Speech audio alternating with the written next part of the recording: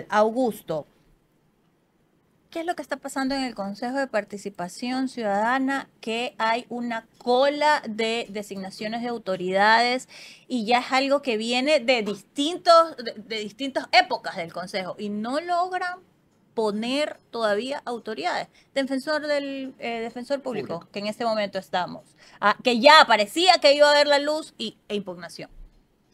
Gracias por la oportunidad de la entrevista, Noris. Me llama la atención el nombre del espacio Himno Nacional. Ya me contarás después la Ya historia te del nombre contaré. y Somos patriotas. me parece fantástico, de verdad. Concurso Defensor Público. Quizás el concurso más accidentado de la historia del Consejo de Participación Ciudadana es este. 6 años, si yo no me equivoco, sí, 6 años ya de encargo de Ángel Torres Machuca, Defensor Público General. ¿Qué es lo que pasaba en este específico concurso? La mayoría de los consejeros ha tomado, digamos, se han tomado la atribución de ser ellos grafólogos, jueces penales, destituir, descalificar a mansalva a una serie de concursantes. Fíjate, los 5 primeros puntuados del concurso fuera, ¿no? Quieren posesionar al sexto. Una cosa increíble. Para muestra un botón, un Pero tema fuera muy porque, puntual. Voy a ello, ajá, voy a ello. Por ejemplo, a un postulante lo han descalificado, el señor Ballesteros, por supuestamente haber falsificado una firma en un documento. Entonces ellos dicen que hay una firma que no se parece en los otros documentos a un certificado que le extendió un señor, un párroco, un sacerdote, le extiende un certificado por un tema de voluntariado a Ballesteros. Y ellos dicen, no, esta firma de sacerdote, esta chueca, es falsa. Sin ser nosotros peritos grafólogos, pues nosotros no es que claro. somos peritos y nada que se le parezca. Lo más patético es que después el párroco, el sacerdote, presenta pues una declaración juramentada diciendo que esa sí es su firma. Entonces, más allá de esta prueba solemne, no. Esa firma es falsa, le hizo el señor Ballesteros, fuera el señor Ballesteros del concurso. ¿Qué tal eso? O sea, es una cosa Ok. realmente traída de los pelos. Otro caso, la señora Romero, Inés Romero, que iba cuarta en el concurso, también la descalifican, diciendo que ella se sospecha, dice el informe jurídico, se sospecha que ella violó derechos humanos. Esto por un tema de la Comisión de la Verdad en la época de Julio César Trujillo, cuando la señora Inés Romero era jueza de la Corte Provincial de Pichincha. Bueno, por la mera sospecha de violación de derechos humanos, ellos dicen, bueno, no tienen la probidad notoria suficiente para ejercer la máxima autoridad de la Defensoría, fuera del concurso, descalificada. Entonces, realmente resulta traído de los pelos que los consejeros tomen estas decisiones de forma absolutamente arbitraria, sin haber garantizado, por cierto, las audiencias públicas. Por ejemplo, en el caso del tercero, Ujú. no, ni siquiera se pudo defender una audiencia presentando los descargos.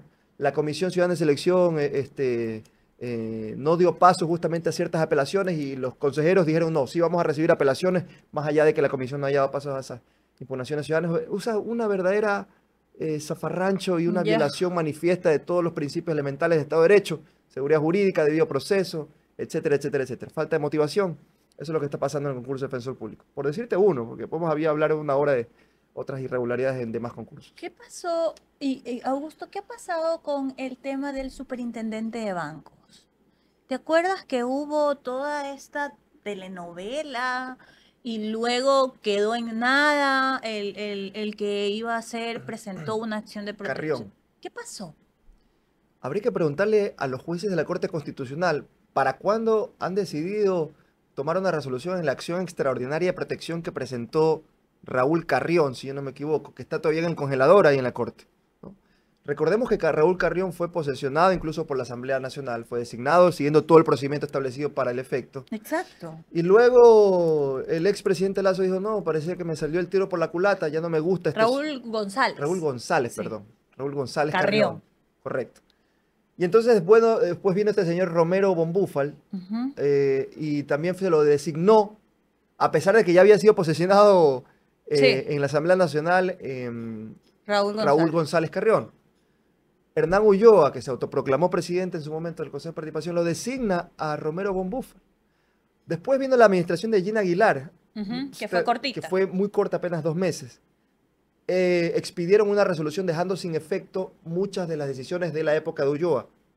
Entre ellas estaba la designación de Romero Bonbúfal como superintendente. Ujú. Nula, ¿no? Ahora bien, en esta administración se expide con los votos de la mayoría de los consejeros actuales una nueva resolución, ¿no? reviviendo el tema de Romero von Buffel, ¿no? Como que cuestionando la decisión de Gina Aguilar, Ok. retomando el asunto y diciendo, no, lo que hizo Gina Aguilar estuvo mal, sí es Romero von Buffel el nuevo superintendente, y entonces olearon y sacramentaron esa irregularidad. Pues, no puede ser posible que en este país existan dos superintendentes de banco. Porque es lo que pasa en este momento. Claro, exactamente. Augusto, ¿de qué forma, ya tú estando adentro del Consejo de Participación Ciudadana, crees que se debe, no sé si reformar, replantear el hecho de la designación de autoridades, por ejemplo? No. Entonces, resulta que el Consejo de Participación Ciudadana fue concebido para ser la voz de los ciudadanos ante estos distintos otros poderes del Estado. Y designar esas autoridades por medio del Consejo de Participación Ciudadana, lo que se buscaba es que no tenga tanto manoseo político como tenía antes, ¿no? Siendo solo designado o por la Asamblea o por el presidente. Pero resulta que primero sigue pasando, de alguna u otra manera. Y segundo, no avanza, porque ahora ni siquiera hay asignado a alguien oficial para saber a quién decirle, oiga, no está pasando nada. Porque no hay designación de autoridades, porque o hay impugnaciones, o porque hay problemas, o porque sencillamente no tenemos autoridades. Seguimos con autoridades prorrogadas. Un gran escollo, Noris, en el rubro de designación de autoridades tiene que ver justamente con lo que tú hablabas del abuso del derecho, ¿no? El abuso en este caso de las garantías jurisdiccionales, las acciones de protección, medidas cautelares que se presentan, pero viva la fiesta en estos concursos. Por ejemplo, en el caso que comentamos, defensor público, 7 garantías jurisdiccionales entre acciones de protección y medidas cautelares. ¿Quiénes presentan estas acciones de protección? Uno diría, bueno, quien tiene un interés directo en una determinada causa, o un postulante que se siente perjudicado por tal o cual actuación de la comisión, no. Son terceras personas ajenas al concurso que activan estas garantías para entorpecer los concursos. Nos pasó, por ejemplo, en el caso del Contralor General del Estado, habiendo avanzado ya casi el último hito del concurso, resulta que se presenta por un hijo de vecina, perdóname el término, porque una persona que no tiene nada que Sí, hacer aquí, presenta una acción de protección en un juzgado de San Borondón. Y resulta que el juez dice, no, retrotráigase a una de las fases iniciales del concurso. Con una sentencia de un juez constitucional que nos dice, bajo prevenciones de ley, tienen que retrotraer el concurso. ¿Qué quiere decir esto? claro, Los voy a estar observando y si no, en cumplimiento, ¿no?, de una sentencia. claro. ¿Qué nos queda si no cumplir con esa sentencia? Por eso nosotros hemos dicho, ya hasta la saciedad, ya de veras que hasta el hartazgo, Corte Constitucional, oigan, pónganse la camiseta del Ecuador, pues, porque resulta que los jueces de la Corte tienen pues la posibilidad de decir, ¿saben qué? Este abuso de las acciones de protección, punto final, hasta aquí llegaron, ¿no? Puede modular un criterio, puede dictar una jurisprudencia en ese sentido, diciendo, ya de aquí en lo venidero no voy a aceptar acciones de protección en temas de designación de autoridades. Y aquí un tecnicismo, perdón el tecnicismo. Ujú. Sostengo yo que cuando uno está postulando para un concurso, lo que existe es una mera expectativa de derecho. No existe un derecho adquirido. Claro. Entonces, se entendería, por ejemplo, si es que ya Noris Arroyave ganó el concurso para Defensora del Pueblo, ¿no?, y no la posesionan, o no se conoce el informe final de la comisión para designarla. Bueno, Ujú. se le orientó el derecho. Entonces, acción de protección. Podemos modularlo así. Que es un poco lo que le pasó a Raúl González, que Un poco puso exactamente. una acción de protección ya luego de que, o sea, pana, ya he ganado, Ya ha he ganado. pasado todas Tengo las un derecho instancias. adquirido. Exacto. Acción de protección, absolutamente procedente. No, pero acá es acción de protección porque que en la fase inicial no me consideraron un puntito, no me consideraron el otro, y es viva la fiesta. Los concursos duran no menos de un año, y mira lo que está pasando con el CNE, mira lo que está pasando con el Defensor Público. Exacto. Ahora, Augusto, se ha hablado mucho de la real función del Consejo de Participación Ciudadana.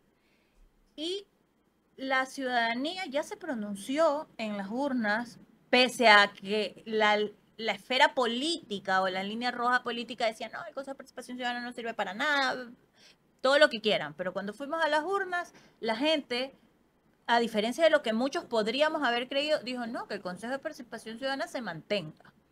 Pero se mantenga en qué condiciones. Y te lo pregunto a ti que ya has estado adentro, que podría decirse que viviste esta transición de ser un ciudadano, un activista social y político desde tu lugar, y ahora decidiste entrar al Consejo de Participación Ciudadana. Y ya adentro probablemente has entendido muchas otras cosas que nosotros no tenemos ni idea cómo pasa. ¿Qué cosas crees que se deberían reformular del Consejo de Participación Ciudadana para que pueda funcionar de la manera que debería y los ciudadanos vernos representados? Por ejemplo, que se designen autoridades. O sea, ¿qué cosas deberían cambiar? O ese modelo, como está el Consejo de Participación Ciudadana, está bien y el problema es la gente que está ahí. Gracias por esta pregunta. Yo diría que son dos factores. Siempre el factor humano va a incidir, Noris. No importa cuán bueno sea y novedoso en términos de eficacia institucional un específico diseño, si es que el talento humano que integra un cuerpo colegiado o cualquier cargo público no tiene digamos, la visión de poder fortalecer estos procesos, nada va a funcionar. Entonces, condición necesaria que existan mejores consejeros. Ahora bien, si es que hablamos del diseño, yo recordaba cuando era más chico, mucho más chico de lo que soy ahora, cuando se hablaba de la partidocracia, ¿no? Tú te recordarás de esto, Sí. ¿no? Este era el reparto partidario de las autoridades de control, ¿no? La partidocracia que se repartía con el botín entre Ujú. piratas, las autoridades, ¿no? Un poco para salir de ese reparto partidario de las autoridades, se dijo en Montecristi, se crea el Consejo de Participación para ciudadanizar estas designaciones de autoridades. Entonces, me parece a mí, después de un año en el cargo, que tanto el modelo partidario como el modelo más ciudadano han fracasado. ¿Por qué digo esto en este segundo ejemplo? Este diseño más ciudadano es demasiado largo y tortuoso. Fíjate tú que para cada designación de autoridad, para cada concurso, se requiere una comisión de selección. ¿Ah? La comisión de selección tiene 10 miembros. 5 son representantes de las funciones del Estado, uno por cada función. Y 5 son representantes de la ciudadanía. Solo el hecho de elegir esta comisión de selección es como un concurso. Claro. Esto es per se un concurso. Los representantes de la ciudadanía tienen que cumplir una serie de requisitos, los mismos requisitos que para ser consejero. Bueno, fíjate tú que cuando la muerte cruzada, entonces ya no existió por un tiempo función legislativa. Entonces, ¿qué pasó con el delegado de la función legislativa a la comisión ciudadana en todos los concursos? Un Ok. relajo. Entonces, se podría optimizar mucho más. Y si quizás, si se le quita al Consejo la designación de autoridades, podría tener más tiempo librado los consejeros y consejeras para ocuparse de otros menesteres que tienen que ver justamente, como el nombre del ente lo indica, con la participación ciudadana y el control social. Ya, pero por ejemplo, si, ¿a quién le darías la designación de autoridades? Volveríamos a lo mismo. Yo he planteado una propuesta creativa, digamos, para salir de este bache, que quizás manteniendo el actual diseño, incorporando un nuevo hito a los concursos, un sorteo público dentro del Banco Legislativo de los mejores puntuados. Por ejemplo, vamos a elegir próximo fiscal general del Estado. Postulan 200 personas, ejemplo hipotético. De esas 210 superan el umbral de 90 sobre 100 después de los méritos de la Ujú. oposición. 10 calificados, los mejores puntuados del concurso. Y de esos 10, sorteamos quién va a ser el próximo fiscal general. ¡Qué Digo, es una terror! propuesta arriesgada, pero digo, ¿qué más democrático que dentro de un banco elegible de los mejores puntuados, librarlo a la suerte? ¿Qué ganarías con eso? Que deje de ser políticamente rentable, muñequear a la autoridad de control. Si finalmente todo va a estar librado a la suerte en un banco elegible de los mejores puntuados, esto es una propuesta. Ahora bien, podríamos pensar en otro diseño en el que la función de transparencia, las otras ramas de la función, conformen un cuerpo colegiado distinto al Consejo, el Consejo mandando incluso su propio delegado para la designación de autoridades. Digo, sí hay que pensarnos en la posibilidad de liberar al Consejo de esta gran cruz que se llama designación de autoridades. Alguna vez me comentaron que en el diseño original de Montecristi Ujú. se pensaba solo ponerle al Consejo la designación del defensor del pueblo. Claro, y tenía sentido esto, ¿no? El defensor del Sí, pueblo, que tiene está sentido. la ciudadanía, Que por cierto, claro. ni sé cómo se Pero llama. imagínate, hoy por hoy, más de 70 autoridades de control. Realmente es una cuestión que escapa es humanamente imposible, ¿no? O sea, de hecho, debería dedicarse solo a eso, para hacerlo bien. Claro. Y con los recursos y con todo lo que conlleva la responsabilidad de designar autoridades. Ya de por sí esta atribución debería ser un solo ente encargado de. Sí, Porque si a eso le agregas la lucha contra la corrupción, fíjate que la Secretaría de Transparencia del Consejo tiene 4 subcoordinaciones nacionales, subcoordinación de admisiones de denuncias, subcoordinación de investigaciones, subcoordinación de patrocinio, que debe funcionar así como una suerte de mini fiscalía, ¿no? Imagínate combinar esta atribución con la otra. sí, Y es si le enorme. incorporas el tema del control social, las veedurías, los comités de usuarios, es realmente una locura. Y ahora, mira, hay un tema con el Consejo de Participación Ciudadana y Control Social que a mí siempre me ha hecho mucho ruido y quiero preguntártelo aprovechando que estás aquí. Cuando son candidatos presidenciales, te ofrecen el oro y el moro. Y hay dos tipos de ofrecimiento, lo que nos dicen a los que vamos a ir a darles el voto y lo que inscriben en el CNE. Evidentemente es el CNE el ente que debe regular y controlar que cumplan lo que dicen, porque son los que inscriben, ¿no? Pero ya una vez que son presidentes o autoridades, alcaldes, prefectos, lo que sea, ¿quién se encarga de revisar que lo que nos han dicho a nosotros los ciudadanos se cumpla? Porque resulta que el tontómetro en este país cada vez va para arriba y nadie se encarga de cuidarnos a los ciudadanos de que no nos vean la cara de tontos. Mira, esta pregunta me da pie para hablar sobre otro déficit de esta institución, que es que el Consejo no tiene potestad de sancionar, no tiene capacidad coercitiva. Entonces, por Ok. ejemplo, si una autoridad se compromete a algo y luego tiene que rendir cuentas, yo me comprometí a tal y tal cosa, ¿no? En mi plan de trabajo está esto. O vayamos a la hemeroteca, yo le prometí al pueblo tal y tal cosa. Si es que en su ejercicio de rendición de cuentas no es capaz de demostrar que efectivamente cumplió con el compromiso asumido, eso no se puede sancionar hoy por hoy. El Consejo no tiene capacidad de sanción. Pero puede decirlo, pero puede hacer algo, o qué. Es un órgano que exhorta, que O recomienda, ya. que insta. Ujú. Entonces, cuando, por ejemplo, y eso en todas las atribuciones, ojo, alguna cuestión de presunta corrupción, ¿qué es lo que hacen? Bueno, un informe que luego se deriva como exhorto a la fiscalía, diciéndole, fiscalía, Ya. Y ahí a la le cola. recomiendo que inicie una indagación penal porque es que aquí nosotros hemos identificado un presunto acto de corrupción. ¿Alguna cuestión de rendición de cuentas que no se ha cumplido? Bueno, Contraloría General del Estado, le insto a que quizás abra usted, Contralor, un examen especial, porque yo, Consejo de Participación, no tengo capacidad de sanción. Ya pongamos un ejemplo claro. Presidente Daniel Noboa en campaña dijo, voy a bajar el precio de los combustibles. Lo dijo. Ujú. Y dijo, voy a bajar el precio de las tarifas eléctricas. Lo dijo. O sea, hay pruebas. No sé, y no me he tomado la verdad el trabajo, acepto eso, de revisar si lo inscribió en su plan de gobierno en el CNE, porque eso es otra cosa, ¿no? El tontómetro. Te digo una cosa, pero aplico la del sabido y registro legalmente otra. Pero nos lo dijo.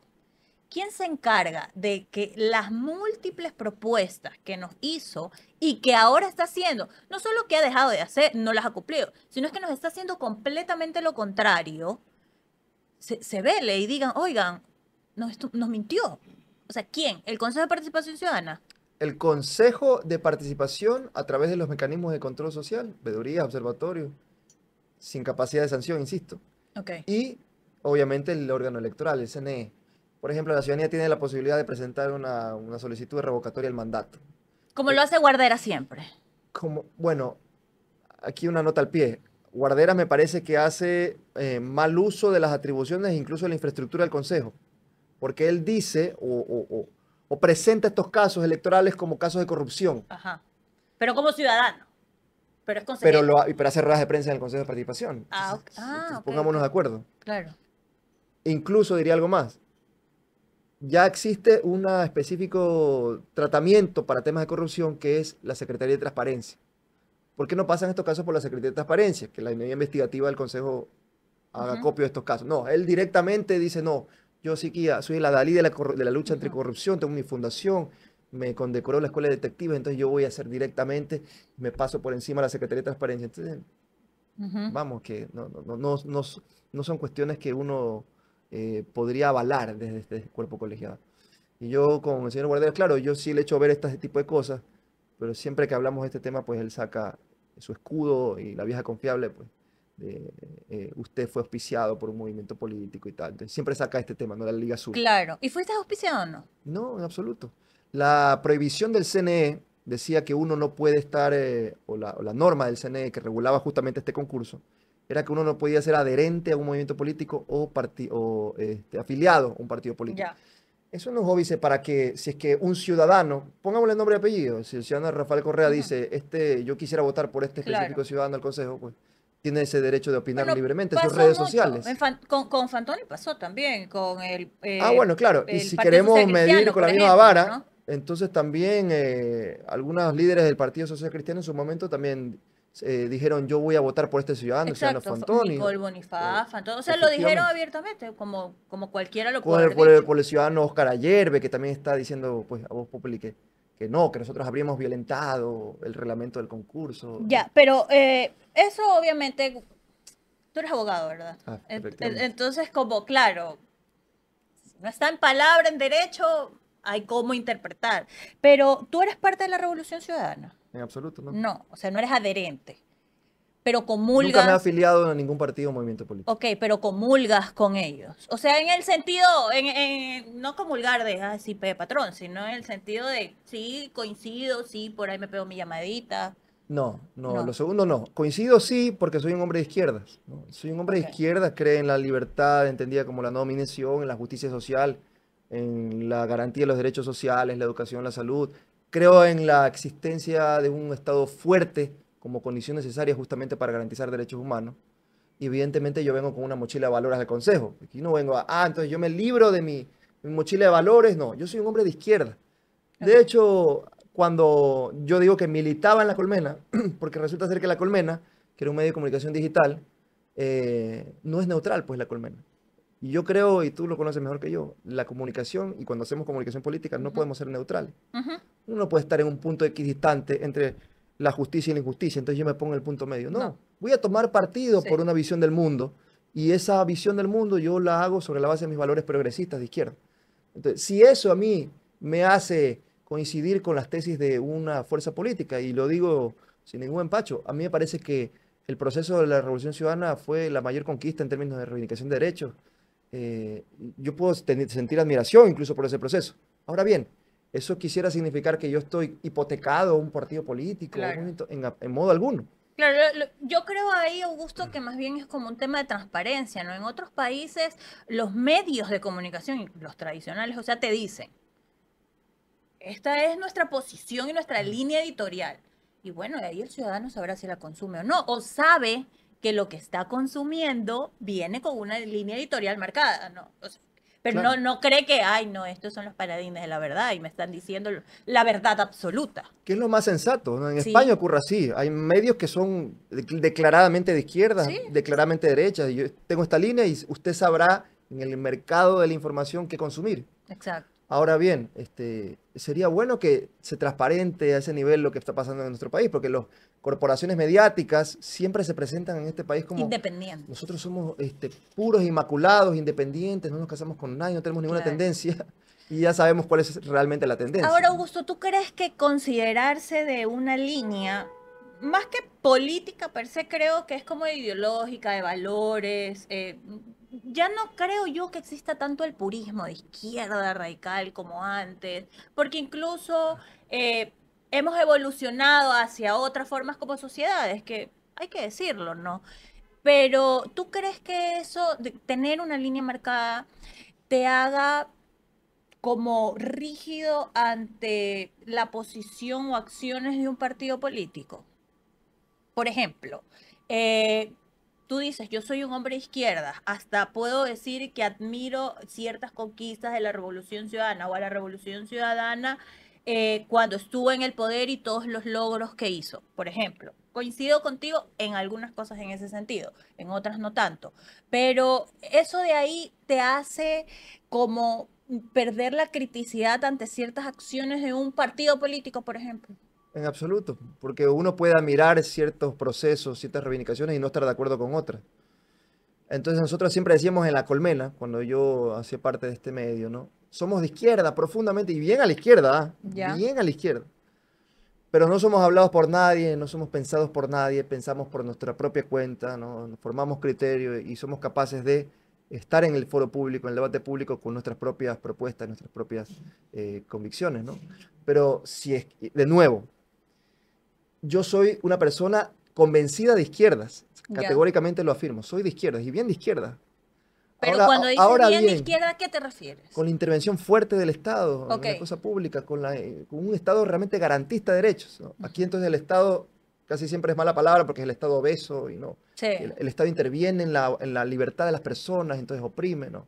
Yo creo un Estado no obeso, que es la caricatura que se han creado el adversario.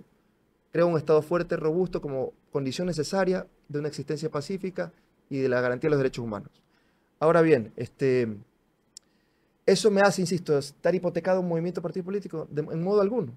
podemos convenir en ciertas cosas, podemos discrepar en otras. Y nosotros lo hemos venido diciendo desde antes, no desde que estamos en el Consejo, desde que militamos en la Colmena, ¿no? Existen amplias coincidencias y por si me pregunta, yo sí admiro profundamente el proceso de la Revolución Ciudadana. Ujú. Pero algo más me habías preguntado y se me Sí, escapaba. ¿y qué criticas, por ejemplo, de la Revolución Ciudadana? O sea, si en este momento como ciudadano, incluso como actor dentro del Consejo de Participación Ciudadana que te permite ver otras cosas, ¿qué criticarías? ¿Qué dirías, saben que de verdad este mea culpa deberían hacer? Por ejemplo, me parece que algo que debería haberse sido fortalecido es, nosotros lo poníamos siempre en términos de revolución cultural. Ujú. ¿A qué me refiero con eso? No importa cuánto uno satisfaga ciertas condiciones materiales, se construya más hospitales, más escuelas, más infraestructura vial, si es que la gente, los beneficiarios, nuestro pueblo no hace carne esas conquistas sociales, entonces es posible que luego se pueda destruir. ¿Qué es lo que ha ocurrido? Fíjate cómo en 3 años, en menos, en 2 años, el gobierno Moreno destruyó muchas de las conquistas sociales. Sí. Entonces a mí me parece que es una idea fuerza importante que desde el progresismo en general en Ecuador se debería tener en cuenta, que es que hay que construir irreversibilidad. ¿Qué quiero Ya. decir con esto?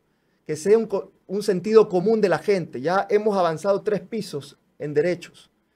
No importa si es que luego viene un gobierno de derecha, porque el pluralismo es así, los gobiernos van y vienen, Ujú. no siempre se ganan elecciones, pero que de aquí ya sea muy difícil retroceder. Y eso tiene que ver con una apropiación cultural de esas conquistas materiales por parte de nuestro pueblo. Claro. Entonces, esa revolución cultural me parece que pudo haber sido más fuerte, ¿no? Porque no es que, por ejemplo, 4,5 millones que sacó Lazo en la segunda vuelta, con lo cual se hizo presidente de la República, no eran 4,5 millones de votos oligárquicos. Había gente de clases medias, de Sí. clases populares, que le dio el voto a un banquero. Entonces, ¿cómo entender esto de que la gente le da el voto a sus verdugos? A veces se preguntan gente. Desde la izquierda, ¿no? Y se Ujú. dice, ah, no, es que estos son desclasados. Es una falsa conciencia de clase, ¿no? Le votan a gente que los oprime, vota en contra de sus propios intereses.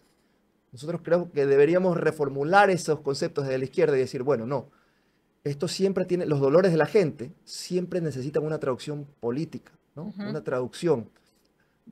Marx, el viejo Marx, en el marxismo clásico, me parece que se equivocó, en el sentido de que se iba a precipitar un cambio, ¿no? La dictadura del proletariado, hablaba Claro. Marx, por las solas condiciones del sujeto, del agente económico en la vida social. La gente iba a tomar conciencia de forma automática, ¿no? Y iban justamente a lograr estar en el poder, ¿no? Ya. Ahora, ¿quiénes son los que oprimen a las clases populares, a las clases medias? Son ellos mismos. Uno es aspiracional, capitalista Sí, aspiracional. No, yo estoy fregado, soy clase popular, clase media, pero le doy el voto a un banquero, claro. o que me está sacando la madre con los intereses en los Porque hay créditos. wannabe, yo quiero ser, ¿no? Porque entonces me están ganando la batalla cultural. En la vida cotidiana la derecha nos va Claro, ganando. pero también tiene que ver con educación. Cuando hablamos de lo cultural, Sí, ahí obvio. ingresa, Es transversal. es transversal el tema de la educación. Hay un autor que nosotros leemos mucho desde la Colmena, que es Antonio Gramsci, un Ya. marxista heterodoxo, dicen los entendidos en la materia. Entonces, pero Gramsci dice, hay 3 dispositivos culturales potentes, que son la educación, los medios de comunicación Sí. y la iglesia. Ujú. Y esto también deberíamos pensarnos desde América Latina, que es la sociedad más católica del planeta, la región más católica del planeta, cómo ha influido la Iglesia Católica en la configuración también de nuestras identidades políticas. Sí. O sea, yo recuerdo haber ido a homilías en algún sector acaudalado de Guayaquil en varias ocasiones, arengas en términos políticos de lo que estaba pasando en la coyuntura actual, ¿no? Estas cosas también tenemos que pensárnoslas desde el progresismo, ¿no? Y ahí hay un faro. Fíjate, Francisco, el Papa Francisco, cómo ha sido Sí, un crítico. claro crítico del neoliberalismo, Pero Augusto, tú que te consideras de izquierda, dura, ¿no? Yo lo quiero entender como con convicciones claras, o sea, no Ujú. con estos bailecitos y coqueteos, ¿no? Desde la concepción. Pero, ¿cómo crees o qué crees que deben las izquierdas replantearse para poder conectar con el electorado, con la gente? Porque al final, no importa, y esto lo digo yo como periodista que he estado en las calles, pero también desde el ejercicio de la estrategia y la comunicación política, que es lo que hago mi día a día. No importa cuán, cuán claros tengamos los conceptos como personas entendiendo el privilegio de la educación, Totalmente. y no importa si lo sabemos. Y podemos tener claro lo que el Estado necesita per se y la gente que a veces ni ellos mismos saben lo que necesitan porque no han tenido el privilegio que muchos de nosotros tenemos y de tener este tipo de conversaciones. No porque no puedan, sino porque no hay educación, no hay alimentación, o sea, hay un montón de cosas atrás. Pero ¿cómo conectas con esa gente que es la que va a las urnas y que es la que vota y que es la que decide al final? Tú decías algo, el capitalismo aspiracional, ¿no? La gente, y es lo que hay, o sea, esta es la realidad, esta es la radiografía que tenemos como país. Gente que ha votado por banqueros súper pobres que viven con menos de $3. Gente que han sido sus familias enteramente asesinadas, muchas de ellas, que están desmembrándose familias enteras, migración, o sea, todo un desastre, y que siguen votando por personas que o no tienen propuestas claras o solo te dicen lo que quieres escuchar. Y desde ese radicalismo de no, yo sé lo que hay que hacer y voy a ir fiel a mis ideas pese a todo, no se llega y no se Ujú, transforma, ujú. porque si no estás, no puedes transformar, es la realidad. Entonces, tal vez ustedes han hecho una reflexión y una autocrítica de, ok, ¿qué tenemos que hacer para poder conectar con esas audiencias y ese electorado, para poder llegar en algún punto? Porque si no, va a ser retórica. Sí, a mí siempre me molesta mucho cuando, cuando desde la izquierda, desde los tecnicismos se habla. Se habla sobre la realidad, pero la gente no entiende ni papa de los conceptos y No. habla la tendera de la esquina de marxismo heterodoxo, lo que acabo de decir yo, y es, ¿qué rayos me estás diciendo? Y no me interesa, Y no me porque tengo que interesa, ¿no? comer. Entonces, exacto. Entonces, ¿cuál es el gran desafío? Tratar de hacer esa traducción, de bajar del limbo este academicista, si se quiere, a la vida cotidiana de nuestra gente. Y quizás ahí, haciendo este trabajo de pedagogía, poniendo siempre metáforas. Por ejemplo, así como tú eres con tu familia, un buen padre de familia, una buena madre de familia, así necesitamos un Estado que cuide de todos. Un Estado, el Estado, los gobernantes son como los padres de familia que cuidan a sus hijos, ¿no? Así como usted se preocupa por garantizar que su hijo no le falte nada, que tenga el desayuno todos los días, Ujú. así también el Estado debería garantizar el desayuno escolar a sus hijos que son todos los habitantes de este país. Ujú. Y Hay dime que algo. conectar con metáforas. Ajá, y dime algo, ¿el Estado paternalista es lo mismo que un Estado robusto? El Estado paternalista es el significante, la caricatura que se construye el Ok. adversario de derechas para denostar justamente la intervención del Estado. Pero fíjate que creo que ese trabajo de pedagogía se puede hacer desde los dolores de la gente. Un caso reciente, por ejemplo, el coronavirus. Ujú. Cuando los momentos más duros de la pandemia, todo el mundo tenía miedo, incertidumbre, no sabía qué hacer. ¿Cómo se salió de esa pesadilla llamada coronavirus? El Estado, El Estado fuerte. sí. Entonces, creo que hay en el ejemplo, digamos, contemporáneos, cosas que nos sirven a nosotros desde nuestro ideario, desde nuestra visión del mundo, que nos permiten hacer pedagogía. ¿O es que acaso garantizaba tener los millones en la cuenta corriente el hecho de que pudiera salvarte? Entonces, ¿salvaba solo del virus con los millones que tenías y con Ujú. el Ford F-150? No te salvaba solo. Era condición necesaria para tu bienestar, ¿no? Que también los demás se vacunen, que los demás se salven. Entonces, esta cuestión nos permite entonces hacer pedagogía. Entonces, la comunidad, el tejido social es importante. Y no es cierto que los derechos compiten. No es cierto, como dicen algunos abogados, mi derecho termina cuando comienza el tuyo y viceversa. No, no. Es condición necesaria para mi bienestar, para mis derechos, que también se garanticen los tuyos. Estas ideas, Claro, y ¿no? de hecho disminuye el desempleo, la delincuencia común baja, ¿no? Así Mientras, es. mientras más gente no tiene trabajo y no tiene papa, comida en la mesa de su hogar, y no es romantizar la delincuencia, pero en algún punto va a haber la forma de hacerlo, de llevar comida a su mesa. Entonces, si el Estado garantiza que haya trabajo, que hayan los niños en las escuelas, entonces poquito a poco todo ese tejido social, que a algunos no les gusta el término, va recomponiéndose y de esa manera el que tiene no va a tener miedo de estar parqueado en el semáforo con su carro de que vengan y le roben, porque ese pana que le iba a romper el vidrio va a estar trabajando en algo, de algún modo. Este es un muy buen ejemplo que has puesto. Porque la interdependencia entre el bienestar, ¿no? Claro, De unos que redunda en el bienestar colectivo, ¿no? exacto. Y fíjate qué curioso que a veces nuestras élites romantizan y hablan de lo chévere que es ir a vacacionar, por ejemplo, a lugares como Miami o Europa, y admiran la convivencia social en Ujú. esas latitudes. Pero nunca dicen que justamente eso que admiran tiene que ver con una intervención fuerte del Estado, que garantiza salud, educación, seguridad. Entonces, cuando van a vacacionar a estos lugares extraordinarios, nunca hablan de que para que eso sea posible, eso que admiran, ¿no?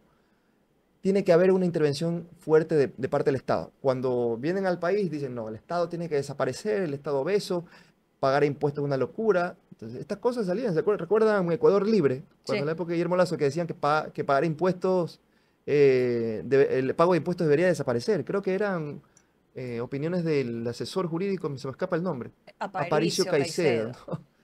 Que es un latrocinio del impuesto, es como que se te mete la mano en En en el el bolsillo. bolsillo. Y fíjate que digo, la capacidad performativa de la palabra es potente y creo que nos van ganando el terreno en esta materia a la derecha, porque a veces hablan, por ejemplo, de alivio fiscal. Entonces vas a un set de una entrevista y Rojas te pregunta en Políticamente Correcto, oiga, ¿y usted qué opina del alivio fiscal? Claro. Ya están enmarcando Alivio, el alivio. obvio. Y el que Entonces, no paga impuestos porque no tiene ni para comer. ¿cuál es la metáfora que construyen? Los impuestos son una carga pesada. Claro, Entonces, si viene alguien a decirme, te quito, este es el que me viene a aliviar. obvio. Y el que dice que el Estado es fuerte y que paga más, no, este es el que está en contra de aliviarme la carga pesada. Ujú. ¿Ves cómo sirve la palabra, el poder Obvio, el performativo? poder de la palabra. Entonces, responder a esa pregunta, ¿usted qué opina del alivio fiscal? No importa cómo la respondas y Sí, cuántas razones des en favor de impuestos a la clase rica, ya has caído en el encuadre del adversario. claro. Hay que salir del encuadre y eso es Claro, es como las muertes colaterales, ¿no? Las como víctimas las muertes colaterales. colaterales, claro. Exacto, o sea, pasaba por colateral. O fíjate tú que cuando se habla de subsidios, siempre que se habla de subsidios es para la clase popular. Se Pobres, está claro, para subsidiando el la pobre. gasolina. Y todos nos Pero beneficiamos. cuando se subsidia a las clases opulentas, a los ricos, se hablan de Incentivos. incentivos. El eufemismo para no llamar subsidio. Claro. Ese tipo de cosas me parece que hay que irlas digiriendo mejor. Y cada vez que se le condonen impuestos a los ricos, decimos, no, se está subsidiando a las empresas, se está subsidiando a las clases Ujú. ricas, ¿no? Hay que disputar también los significantes a la derecha. Sí, tienes toda la razón. Me ha encantado conversar contigo, Augusto. No te conocía. Ha sido una muy buena conversación. Y ya nos pasamos, era hasta las 9 y son 9:07 y no importa, porque ese es el beneficio de la internet, señores. Qué bello esto. Pero quería preguntarte, eh, tú y tu hermano son activistas y se los ha considerado muy afines a la Revolución Ciudadana. Dicen que no están afiliados, pero de algún modo ahí han andado. Mi pregunta, he visto en las redes sociales que se los están mencionando de algún modo como para candidatos a presidentes. ¿Ustedes están interesados en postular ese espacio? ¿Postular a ese espacio? Desde la colmena siempre hablamos de que nuestra batalla es en dos carriles. Ok. Uno, el carril largo de sedimentar un nuevo sentido común, esto de la pedagogía, de lo que veníamos hablando, y esto es una cuestión que no es de la noche a la mañana, sino que es para el largo plazo, sin renunciar a la disputa político-electoral. Por eso es que yo también fui delegado de la Colmena para dar el salto a la política institucional como consejero en Ujú. este caso. Nunca hemos rehuido a esas invitaciones y no lo vamos y esta no va a ser la excepción. Ahora bien, esta es una decisión que no se toma en solitario, sino que se la toma en colectivo, ¿no? Nosotros creemos profundamente en este sentido de horizontalidad, de lo que hacemos como colectivo, se debe discutir entre todos, pero ahora ya no. Yo diría, yo no lo voy a discutir solo con la colmena. En el evento que yo explore otras posibilidades por fuera del consejo, lo voy a discutir con los mandantes, pues.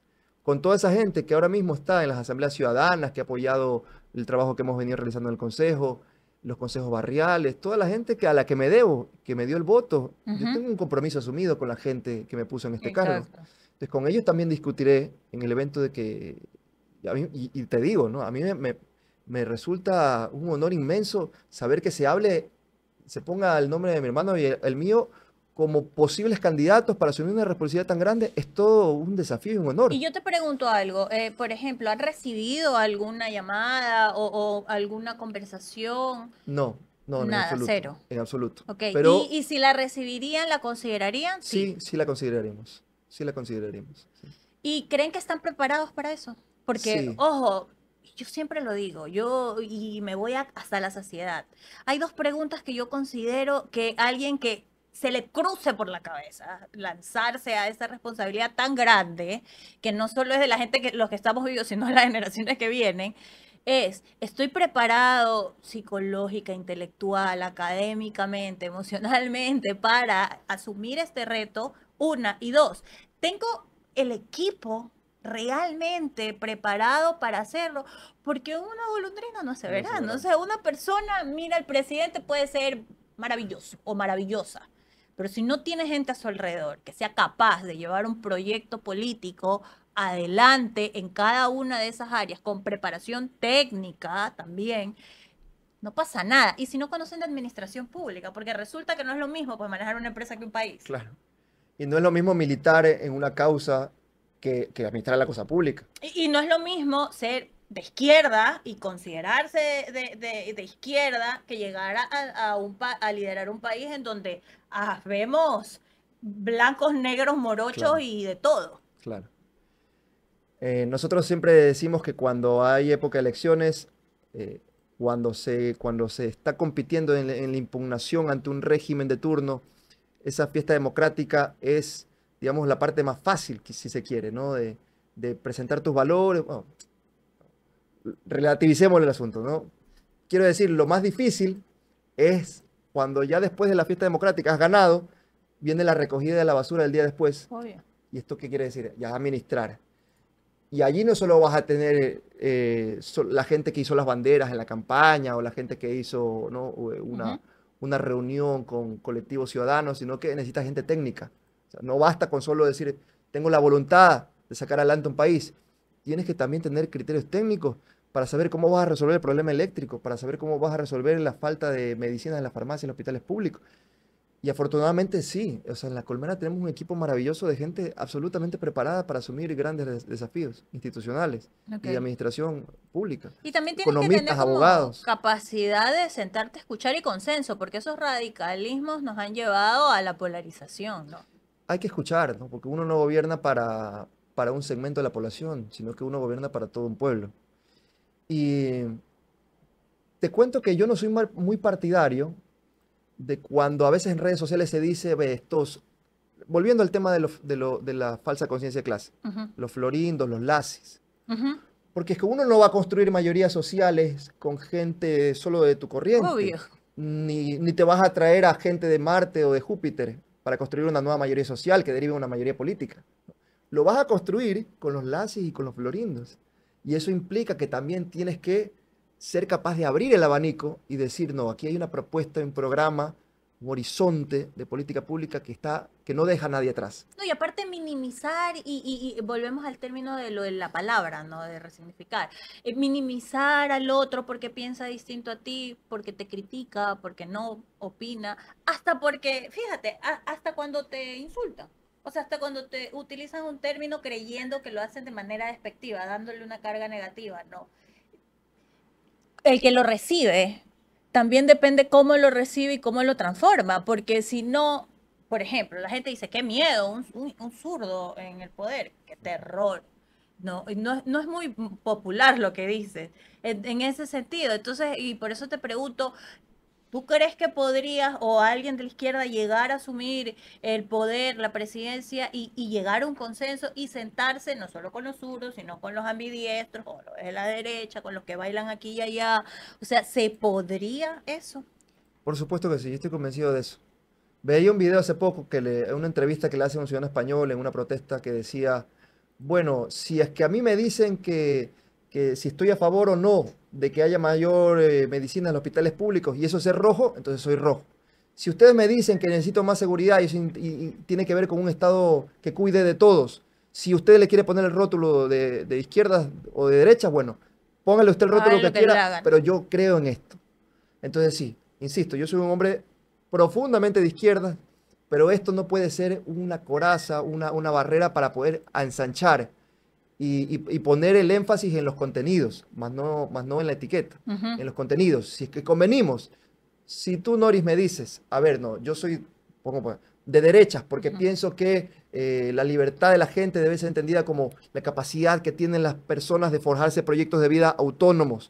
Y eso implica educación, salud, Estado fuerte. Y yo soy de derecha por estas razones.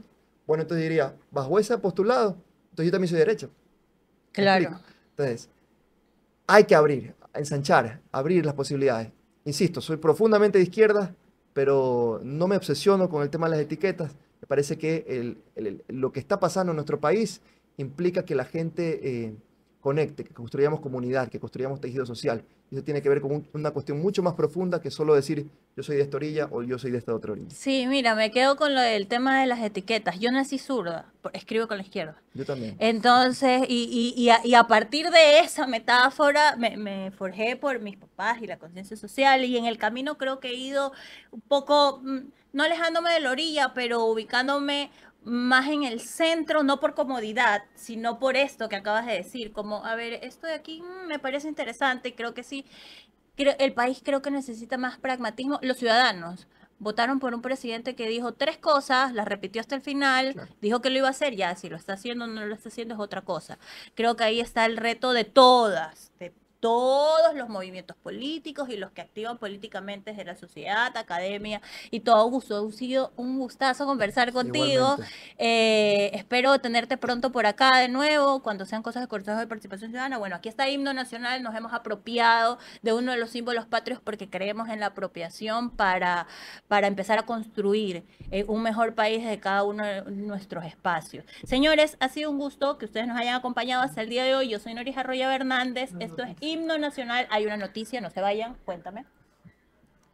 A ver, Senace dice, debido al incremento de caudales en Coca-Cola Sinclair, nuevamente subieron los sedimentos. A las 4 de la mañana se realizó el cierre de compuertas y es necesario realizar cortes energéticos. En este momento, las empresas distribuidoras están revisando horarios y cortes en ciertos sectores. Miren, yo les voy a decir algo. Y ahí sí, pónchame solo a mí, pero no le incomoda a Augusto, tiene que estar ahí rígido por gusto. Antes de conversar con Augusto sobre este tema, la transparencia es un capital político que si es bien utilizado, siempre va a ser una carta a favor. Y eso implica dejar los eslóganes de lado y solo la comunicación per se como un activo fijo primerísimo del gobierno y pasar a la gestión pero con transparencia. Señores, transparenten no desde el relato, sino sean honestos. No pueden salir a decirnos con tanta vehemencia y firmeza, ya no van a haber cortes de luz, ya no va a haber esto. ¿Por qué? Porque la gente de a pie, el que se la rebusca, se programa y resulta que todavía queremos creer en el Estado. Y resulta que todavía, pese a que nos guste o no nos guste el presidente que tenemos, queremos creerle, porque si dejamos de creer y perdemos la fe, estamos jodidos.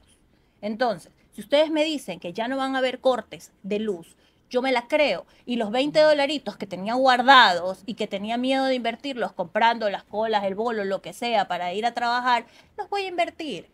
Pero si ustedes salen y de forma transparente me dicen, más allá y alejados del resuelve, porque somos el Ecuador que resolvemos y tenemos que decirle algo a los ecuatorianos, me dicen, ¿saben qué, señores? No podemos ofrecerles y asegurarles que no van a haber cortes de energía, porque esto y esto y esto es lo que está pasando. Pues bueno, yo veré cómo me organizo y cómo organizo mi economía. Transparentemos, pero desde la verdad, no desde el relato. Eso es importante. De nuevo, cortes de luz, así que tienes que tener cuidado con tus electrodomésticos. Así es. Tremendo desafío que tiene el gobierno nacional ahí, porque es que recuerdan el debate presidencial que dijo Noboa que el problema no era la generación, sino la transmisión eléctrica, y que yo voy a fortalecer el Transelectric porque esta es la institución que nadie quiere enterarse que existe. Y vemos que el problema, y su ministro lo desmiente, el problema es la generación, pues, es la generación eléctrica. Estuve revisando el día de ayer cifras duras en el PAI, el Plan Anual de Inversiones, sobre el tema del presupuesto asignado al Ministerio de Energía y Minas.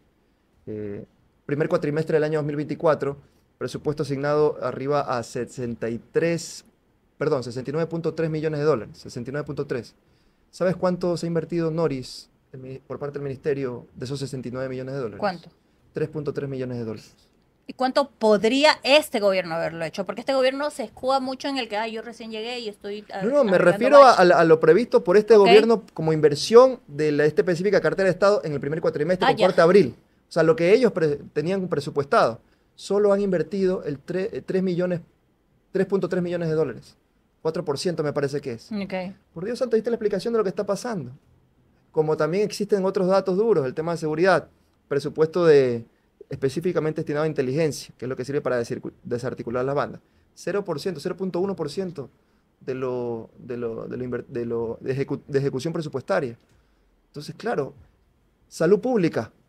¿Cuánto se ha invertido? 5% de lo presupuestado. Y por eso es que la gente no tiene para dializarse pues, en los Ujú. hospitales públicos. Y así podemos seguir hablando de algunos datos duros, pero me parece que, de nuevo, la gente tiene que tener la capacidad de poder fiscalizar al gobierno central y ya la gente está un poco harta de tantas promesas incumplidas, la mentira como política pública.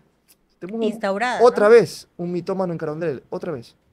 Así es, Augusto. Señores, ahorita sí ya me voy. Yo soy Noris Arroyo Hernández y esto es Himno Nacional. Los espero el lunes para conversar sobre otros temas que a ustedes y a mí nos interesan.